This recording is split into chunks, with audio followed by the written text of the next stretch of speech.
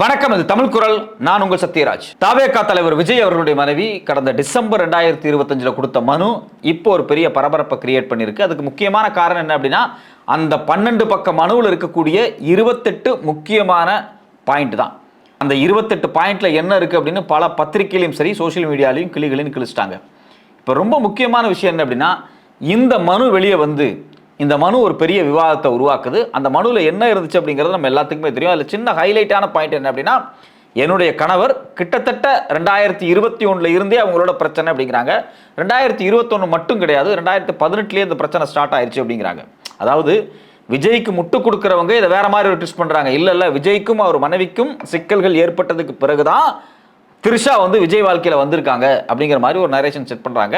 ஆனால் ஆக்சுவலி சங்கீதா அவர்கள், அதாவது விஜயனுடைய மனைவி என்ன சொல்கிறாங்க அப்படின்னா, ஒரு நடிகையோடு இவருக்கு தொடர்பு ஏற்பட்டதுக்கு பிறகுதான் எங்களுடைய உறவில் ஒரு மிகப்பெரிய விரிசல் ஏற்பட்டு நாங்கள் ஒதுங்கிக்கிட்டோம். எங்களுடைய உறவில் ஒரு விரிசல் ஏற்பட்டுச்சு அப்படின்னு அவங்க சொல்ல வர்றாங்க. அதில் குறிப்பாக அவங்க சொல்ல வரக்கூடிய விஷயம் என்ன அப்படின்னா, ஆண்டுக்கணக்காக நம்ம சொல்கிறது 2021 கிடையாது, 2018-17 பார்த்தீங்க அப்படின்னா, அப்போ இருந்தே அதே வீட்டில், அதாவது இன்றைக்கி பண்ணையார்னு சொல்லக்கூடிய அந்த பனையூர் வீடு இருக்கு இல்லையா, அந்த பனையூர் வீட்டுக்குள்ளேயே அவங்க தனியாக இருந்திருக்கிறாங்க. அவங்களுக்குள்ள எந்த விதமான ரிலேஷன்ஷிப்புமே இல்லை. விஜய் அவர்கள் அவங்கள்ட்ட பேசுகிறதே கிடையாது. அவங்களோட எந்த விதமான ஒட்டு உறவும் கிடையாது. இப்படி அவங்க ஒரு வீட்டுக்குள்ளேயே ஒரு குவாரண்டைன் பண்ணப்பட்ட மாதிரி ஒரு தனிமையில் இருந்திருக்கிறதா தான் அந்த மனுவில் ரொம்ப தெளிவாக சொல்கிறாங்க. அதுக்கு பிறகு அவங்க லண்டனுக்கு கிளம்பி போயிடுறாங்க. லண்டனுக்கு ஏன் போகிறாங்க அப்படின்னா, அதுதான் அவங்களுடைய பூர்வீகம். அவங்க அடிப்படையில் ஒரு இலங்கையை சார்ந்த ஒரு பெண்ணாக இருந்தாலும் அவங்க அப்பா அந்த ஊரில் தான் செட்டில் ஆகிருக்கிறாரு. அவங்க பிறந்தது எல்லாமே லண்டனில் தான். அவங்க அப்பா ஒரு பெரிய தொழிலதிபர், ரியல் எஸ்டேட் ஓனர். அவங்களுக்கு சொத்து நிறையா லண்டனில் இருக்குது. அதனால் அவங்க ஷிஃப்ட் ஆகி அங்கே போயிடுறாங்க. அது மட்டும் இல்லாமல் முக்கியமான விஷயம் என்ன அப்படின்னா, அங்கே இருந்தே இந்த வழக்கை நடத்தணும் அப்படிங்கிற இடத்துக்கு ஏன் வர்றாங்க? இன்றைக்கி அதுதான் ஒரு பெரிய டிஸ்கஷனாக மாறி இருக்கு. தாவேகா தரப்பிலிருந்து விஜயனுடைய ஆதரவாளர்கள்லாம் தொடர்ச்சியாக சோஷியல் மீடியாவில் ஒரு மிகப்பெரிய ஒரு பொய்யை வழக்கம் போல் கட்டி அமைக்கிறாங்க. கரூரில் என்ன நடந்துச்சு? கரூரில் பார்த்தீங்க அப்படின்னா, இந்த 41 பேர் கொலைக்கு காரணம் திமுக தான், செந்தில் பாலாஜி தான். பொடி வீசிட்டாங்க, உள்ள விச ஊசி போட்டாங்க, கழுத்தில் மிதிச்சு கொண்டாங்க, குடிக்கிற தண்ணியில் விஷத்தை கலந்துட்டாங்க. இப்படி எல்லாமே நைட்டு 10-11 மணிக்கே சில ஊடகங்களால் கட்டி அமைக்கப்பட்டு ஒரு பேய் கதை மாதிரி ஒரு கதையை உருவாக்கி அது ஒரு வாரம் தமிழ்நாட்டுக்குள்ள குறிப்பாக இளைஞர் மத்தியில், பெண்கள் மத்தியில் ஒரு பெரிய பதட்டத்தை உருவாக்குச்சு. ஆட்சியில் இருக்கக்கூடிய ஒரு அரசை நீங்கள் அவங்களுடைய அரசியல் ரீதியாக, கொள்கை ரீதியாக, திட்டங்கள் ரீதியாக விமர்சிக்கிறத விட்டுட்டு ஒரு பொய்யை, ஒரு ரூமரை கட்டி அமைச்சு பொது மனதில் ஒரு பதட்டத்தை ஏற்படுத்தினாங்க. அது பெரிய விமர்சனத்துக்கு உள்ளாச்சு. அதே பேட்டர்னை இப்போ அவங்க கொண்டு வர்றாங்க. இப்பவும் பார்த்தீங்க அப்படின்னா, திரு சங்கீதா அவர்களை இயக்கிறதே திமுக தான். ஏன் அப்படின்னா, திரு சங்கீதாவினுடைய நெருக்கமான குடும்ப நண்பர்கள் திமுகவில் இருக்கிறாங்க. முரசொலி செல்வம் இறந்தப்பெல்லாம் விஜய் வரல டெத்துக்கு, ஆனால் சங்கீதா வந்திருந்தாங்க. அவங்க லண்டன்ல இருந்தே கிளம்பி இங்கே வந்தாங்க. அதாவது திமுக குடும்பத்தில் மிக நெருக்கமாக இருக்கக்கூடிய திரு ஸ்டாலின் அவர்களுடைய சகோதரனுடைய கணவர் இறந்ததுக்கு லண்டன்ல இருந்து பெறப்பட்டு சங்கீதா சென்னைக்கு அந்த டெத்தை அட்டன் பண்ணிட்டு அப்புறம் லண்டன் போயிருக்கிறாங்க. அப்போ அந்த அளவுக்கு திமுக குடும்பத்தோடு இவங்க மிக நெருக்கமாக இருக்காங்க. ஸோ அப்போ இது திமுக குடும்பம் சொல்லி தான், அதாவது திமுக அவங்களுடைய தேர்தல் அரசியல் லாபத்துக்காக இதை சொல்லித்தான் இந்த டைவர்ஸே நடக்குது அப்படிங்கிற மாதிரியான ஒரு நரேஷனை தொடர்ச்சியாக சோஷியல் மீடியாவில் எழுதிட்டு இருக்காங்க. இதை பார்க்கும்போது நமக்கு ரொம்ப கேவலமாக இருக்குது. அதாவது நீங்கள் ஒரு அரசியல் கட்சி ஆரம்பித்து தேர்தல் செய்ய வர்றீங்க.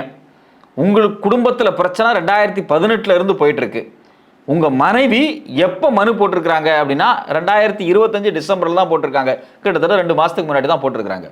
ஸோ 2 மாதத்துக்கு முன்னாடி கோர்ட்டில் போட்ட அந்த மனு அது லீக் ஆகி வெளியே வந்திருக்கு.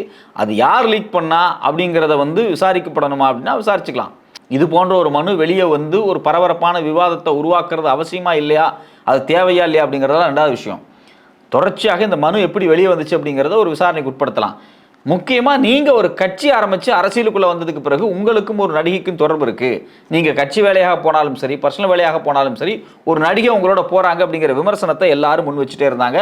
ஏன் பாஜகவினுடைய மாநில தலைவர் திரு நயினா நாகேந்திரனே சொன்னார், முதல்ல அந்த குறிப்பிட்ட நடிகையை விட்டுட்டு முதல்ல வெளியே வாங்க அப்படின்லாம் சொன்னார். ஸோ இது ஒரு பெரிய கமெண்ட் செக்ஷனாக மாறுது. ஸோ அப்போ இதுலேருந்து என்ன புரிஞ்சுக்கணும் அப்படின்னா, நீங்கள் அரசியலுக்கு வர்றதுக்கு முன்னாடி வரைக்கும் பிரச்சனை இல்லை. அரசியல் அப்படிங்கக்கூடிய ஒரு பொது வாழ்க்கைக்கு வந்ததுக்கு பிறகு உங்களுடைய தனிப்பட்ட வாழ்க்கையினுடைய ஒழுக்கங்களும் கேள்விக்குள்ளாக்கப்படுது. இது ஏதோ உங்களுக்கு மட்டும் நடக்கல.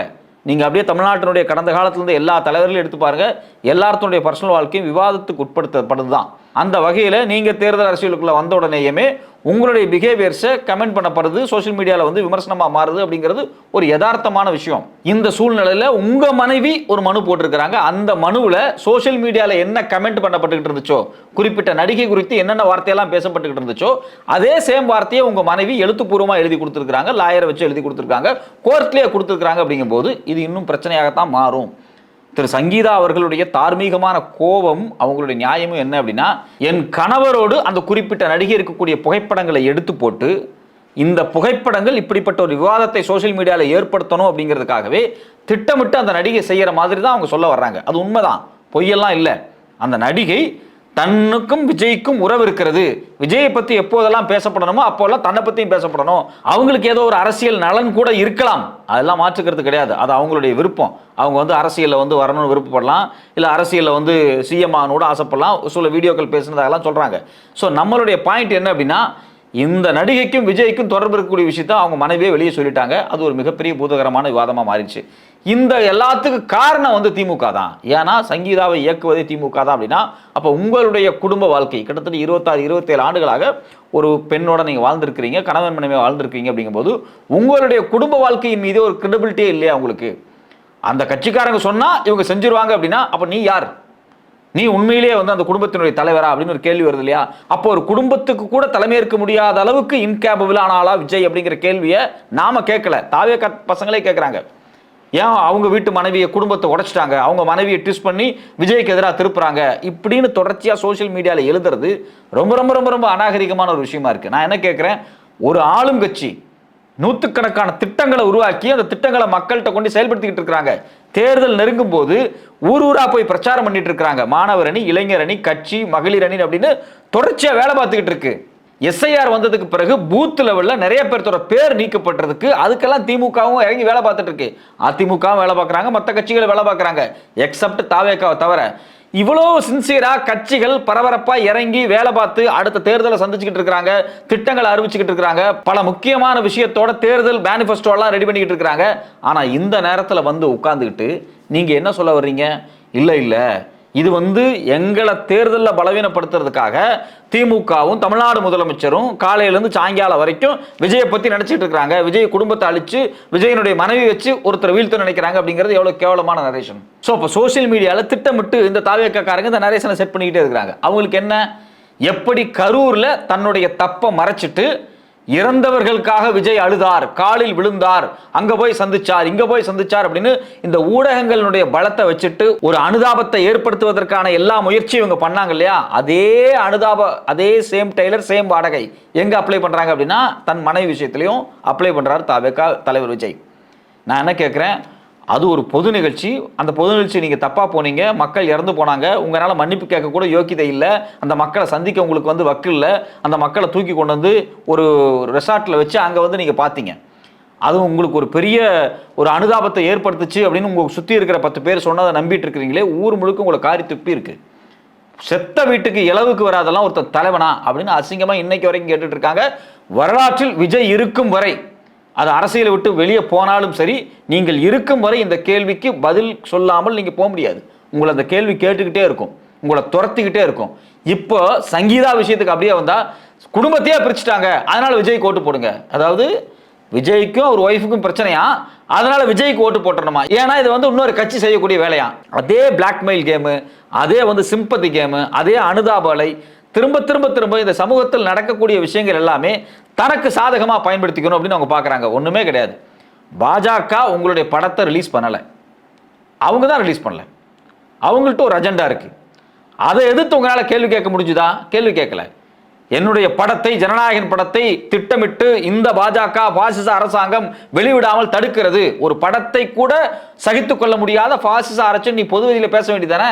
அதை பேசாம பாருங்களேன், படத்தை வந்து ரிலீஸ் பண்ண விட மாட்டேங்கிறாங்க. இதுக்கு காரணம் திமுக. இங்கிருந்து திமுக டெல்லியில் பேசி ஜனநாயகன் படத்தை ரிலீஸ் பண்ண விடாம விட்டுருச்சு அப்படின்னு சொல்லி கதை எழுதிட்டு இருக்காங்க. யாருன்னா இதே தாவேகா குரூப் சோஷியல் மீடியாவில் உட்காந்துக்கிட்டு பயங்கரமாக எழுதிட்டு இருக்காங்க. அப்போ படம் ரிலீஸ் ஆகலாலும் சரி, உங்களுக்கு பொண்டாட்டியில் பிரச்சனை இருந்தாலும் சரி, இல்லை உங்களுடைய ஒழுக்கக்கேடான விஷயத்தால் கரூரில் மக்கள் செத்து போனாலும் சரி, அதுக்கு பிறகு நடந்த கூட்டங்களில் மயக்கம் போட்டு செத்தாலும் சரி, மயக்கம் போட்டு விழுந்தாலும் சரி, எல்லாத்துக்கும் காரணம் திமுகவினுடைய சதி அப்படின்னு சொல்லிட்டு முழுமையாக எஸ்கேப் ஆகிற வேலை. இது அப்படியே பாஜக RSS குரூப்போட ஒர்க்கு.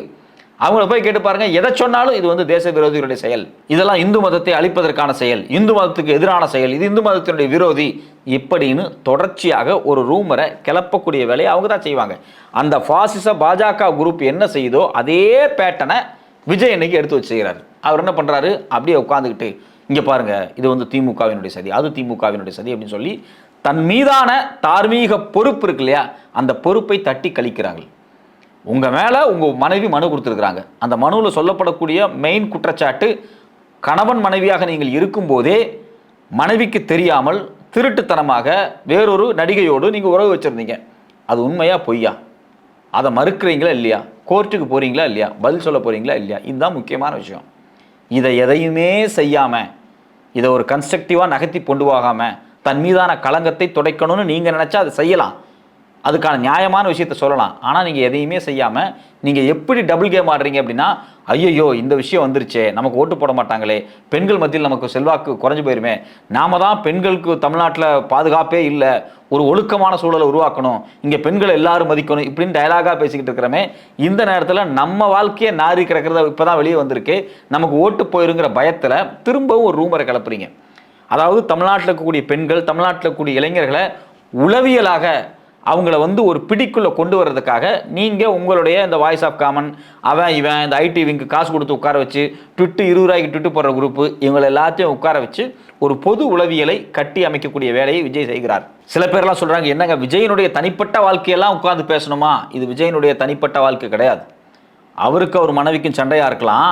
அந்த சண்டையை மையமாக வச்சு விஜயனுடைய இந்த சோஷியல் மீடியா படைகள், இந்த சோஷியல் மீடியாவில் மனசாட்சியே இல்லாமல் செயல்படக்கூடிய இந்த அருவருக்கத்தக்க குரூப் என்ன பண்ணுது அப்படின்னா, இளைஞர்கள் மத்தியில் ஒரு கான்ஸ்பரசி தியரியை விதைக்கிறாங்க.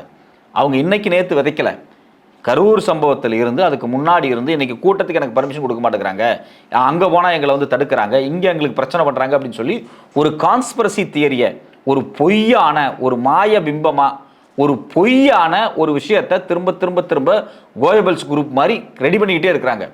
இது தமிழ் சமூகத்துக்கு ஆபத்தானது. இன்னைக்கு தமிழ்நாட்டில் அதிகமாக பள்ளிக்கூடங்கள் இருக்குது, யூனிவர்சிட்டி இருக்குது, பிள்ளைகள் படிக்கிறாங்க, மாணவர்கள் கல்லூரிக்கு போயிட்டு இருக்கிறாங்க. கொஞ்சமாவது பகுத்தறிவோடு இந்த சமூகம் சிந்திச்சு கொண்டிருக்குது.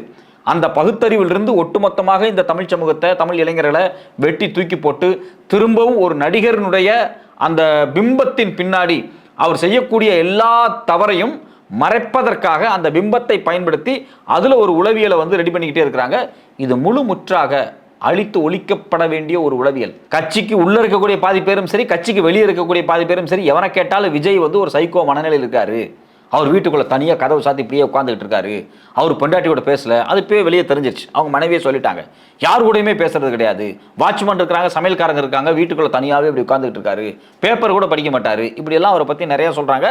அது அவர் என்னமோ பண்ணிட்டு போறாரு. ஆனால் ஒரு பொது வாழ்க்கைக்கு வந்ததுக்கு பிறகு உங்களை நம்பி இருக்கக்கூடிய இளைஞர்கள் மத்தியில் உண்மையை பேசாமல் பொய் பரப்பும் அந்த பாசிச யுக்திகளை நீங்கள் கையாளுவதை ஒரு நாளும் பார்த்து கொண்டிருக்க முடியாது. இது ஏதோ உங்களுடைய தனிப்பட்ட விஷயம் மட்டும் கிடையாது, தமிழ் இளைஞர்களுடைய மனநிலை சார்ந்தது, தமிழ் சமூகத்தினுடைய எதிர்கால அரசியல் சார்ந்தது, பொருளாதாரம் சார்ந்த மிக முக்கியமான விஷயம். அதனால தான் திரும்ப திரும்ப திரும்ப விஜய் குறித்து நம்ம பேச வேண்டிய, தெளிவுபடுத்த வேண்டியதே இருக்கு. நீ பாட்டுக்கு எதையோ ஒரு ரூமரை சொல்லுவ, அதை உன் பசங்கள்லாம் உட்காந்து ரீட்வீட் பண்ணுவாங்க, இன்ஸ்டாவில் போடுவாங்க, அந்த பொய்யை நம்பி நம்பி நம்பி நம்பி நாளைக்கு நடுத்தருவில் வந்து நிற்பான். இது கடைசியில் எங்கே போய் நிற்கும் அப்படின்னா, நாளைக்கு தேர்தல் வரும், ரிசல்ட் வரும்போது சத்தியமாக ஒரு சீட்டு கூட தாவேக்கா ஜெயிக்காது. இதுக்கும் காரணம் திமுக தான். திட்டமிட்டு தேர்தல் ஆணையத்தோடு சேர்ந்து நம்மளை தோக்கடிச்சிட்டாங்க, நமக்கு வர வேண்டிய ஓட்டெல்லாம் அவங்களுக்கு போயிடுச்சு, விசிலில் பட்டன் அமுத்தினா திமுகவினோட உதயசூரியனுக்கு போயிடுச்சு அப்படின்னு ஒரு பெரிய பொய்யை திரும்பவும் கட்டி அமைச்சு இந்த இளைஞர்களுடைய வாழ்க்கையை சாகடிக்கிறதுக்கு ஏதோ ஒரு பிளானை போட்டு வச்சிருக்கிறாரு. ஏன் அப்படின்னா, அந்த கட்சியில் இருக்கக்கூடிய இளைஞர்கள்லாம் ரொம்ப பாவப்பட்டவங்க, அவங்க ரொம்ப இளைஞர்கள் தான், அவங்க ஏதோனா டக்குன்னு எமோஷன் ஆயிடுறாங்க. அந்த பசங்கள்கிட்ட போய் பாருங்க, நாமெல்லாம் கஷ்டப்பட்டு உழைச்சோம், எதுக்கு தேர்தலுக்கு இவங்க உழைச்சாங்களாம், இந்த உழைச்சோம், இந்த தேர்தல் நம்ம தோத்து போயிட்டோம், அது காரணம் இவங்க தான் அப்படின்னு சொல்லும்போது அந்த மாணவர்கள், அந்த இளைஞர்கள் விரக்தியில் அந்த பெண்கள் ஏதாவது பண்ணிக்கிட்டா அதுக்கு விஜய் தான் பொறுப்பு. ஏன்னா நீ கிரியேட் பண்ணக்கூடிய போலி பிம்பம், போலி உளவியல் இருக்கு இல்லையா, அந்த போலி உளவியல் தான் அவங்களை பாதிக்குது. ஸோ அப்போ இது மாதிரி மிக மோசமான ஒரு உளவியல் நோய் கொண்ட ஒரு நபரை கட்சித் தலைவராக ஏற்றுக்கொண்டு போகவே கூடாது. இதை நாம சொல்ல, அவங்க மனைவியே சொல்லிட்டாங்க. எனக்கு தெரிஞ்சு இன்னும் சில நாட்களுக்குள்ள லண்டன்லேருந்து கிளம்பி அவங்க மனைவி சென்னைக்கு வருவாங்க. வந்து இந்த பிரச்சனையை நேருக்கு நேராகவே ப்ரெஸ்ஸில் அட்ரஸ் பண்ணுறதுக்கான எல்லா வாய்ப்புமே இருக்குது. ஏன்னா அவங்க பொறுத்து பொறுத்து பார்த்துட்டாங்க. அந்த பெண்ணை சீன்றது இது எல்லாமே விஜயனுடைய உத்தரவில் தான் நடக்குது. விஜய் சொல்லி தான் அந்த குறிப்பிட்ட நடிகை விஜய் கூட இருக்கக்கூடிய ஃபோட்டோ போடுறாங்க. அடிக்கடி போட்டு அவங்கள டெம்ப் பண்ணி விடுறாங்க. இது இல்லாமல் இன்னும் சில செய்திகள் சொல்கிறாங்க, தனிப்பட்ட முறையில் வாட்ஸ்அப்பில் விஜயோடு அவங்க சேர்ந்துருக்கக்கூடிய ஒன்றா இருக்கக்கூடிய புகைப்படங்கள்லாம் வச்சு அவங்க மனைவி அதை பார்த்து இது மாதிரியான சிக்கல்கள் தொடர்ச்சியாக வந்துட்டு இருக்கு. இந்த கணவனே வேண்டாம், உன்னோட சவகாசமே வேண்டான்னு சொல்லி உன்னை தூக்கி எறிஞ்சிட்டு நிம்மதியாக லண்டனில் போய் உட்கார்ந்துருக்காங்க. லண்டனில் போய் உட்கார்ந்துருக்கிறவங்கள திரும்ப திரும்ப திரும்ப திரும்ப நீ காயப்படுத்துறதுக்காக, அவங்க அங்கே நிம்மதியாக இருக்கிறத பொறுக்க முடியாததுக்காக நீ திருசா வச்சு ஏதாவது ஃபோட்டோ போட்டு அவங்கள இரிட்டேட் பண்ணுற. இப்போ கூட சங்கீதா அவர்கள் என்ன நினைக்கிறாங்க அப்படின்னா, என் பிள்ளைகளுடைய பொது இமேஜ் கெட்டு போகுது. இப்போ விஜயனுடைய பையன் லண்டன்லேருந்து இங்கே வர்றான், பொண்ணு அது வந்து லண்டன்லேருந்து இங்கே வர்றாங்க அப்படின்னா 4 பேர் ப்ரெஸ்ஸில் இருக்கக்கூடியவங்க பார்த்து அவனை புகைப்படம் இருப்பாங்க, அவன்கிட்ட போய் 2 கேள்வி கேட்பாங்க. அந்த பையனுக்கோ அந்த பெண்ணுக்கோ எவ்வளவு பெரிய மன உளைச்சல் ஏற்படும். அது ரொம்ப ரொம்ப ரொம்ப ரொம்ப மோசமான ஒரு மன உளைச்சலா இல்லையா? அப்போ இந்த குடும்ப விஷயத்தில் பொறுப்பாக நடந்து கொள்ள வேண்டும். அதில் பொறுப்பற்று செயல்படுறது விஜயும் விஜயனுடைய இந்த சோசியல் மீடியா அடியாள்கள் தான். ரொம்ப ரொம்ப ரொம்ப கேவலமாக செயல்படுறீங்க. இதை நாம் சொல்லலை, இதை திரு சங்கீதா அவர்களே வந்து அதை ஏற்றுக்கிறாங்க. இவர் பாட்டுக்கு ஏதோ ஒன்று பண்ண போய் அந்த நடிகை போட்டோ போட போய் என் பிள்ளைகளுடைய வாழ்க்கை நடுத்தருவுக்கு வருது அப்படிங்கிறத அவங்க சொல்ல வராங்க. அதை ரொம்ப அவமானமாக ஃபீல் பண்ணுறாங்க. கண்டிப்பாக எல்லா நல்ல பெண்களும் அதை அவமானமாக தான் ஃபீல் பண்ணுவாங்க. அப்போ இந்த நேரத்தில் விஜய் ஒழுக்கமாக தன்னுடைய குடும்ப பிரச்சனையை சால்வ் பண்ணணும். 2வது, அதை நீங்கள் சால்வ் பண்ணுறீங்களோ இல்லையோ 2வது விஷயம், தமிழ் இளைஞர்கள்ட்ட உங்கள் கட்சியில் இருக்கக்கூடிய இந்த யூத் விங்கு, ஐடி விங்கு இதெல்லாம் இருக்காங்க இல்லையா, இவங்கள்ட்ட இது மாதிரியான ஒரு பொய்யை கட்டி அமைப்பதை தயவு செஞ்சு நிறுத்துங்க. தமிழ் சமூகம் ஒரு நாள் உங்களை ஒட்டுமொத்தமாக அரசியலில் இருந்து மட்டும் கிடையாது, ஒட்டுமொத்தமாக உங்களை ஒரு நாள் விலக்கி வைக்கும் இது போன்ற ஒரு பொய்யை பரப்பி கொண்டிருந்தால்.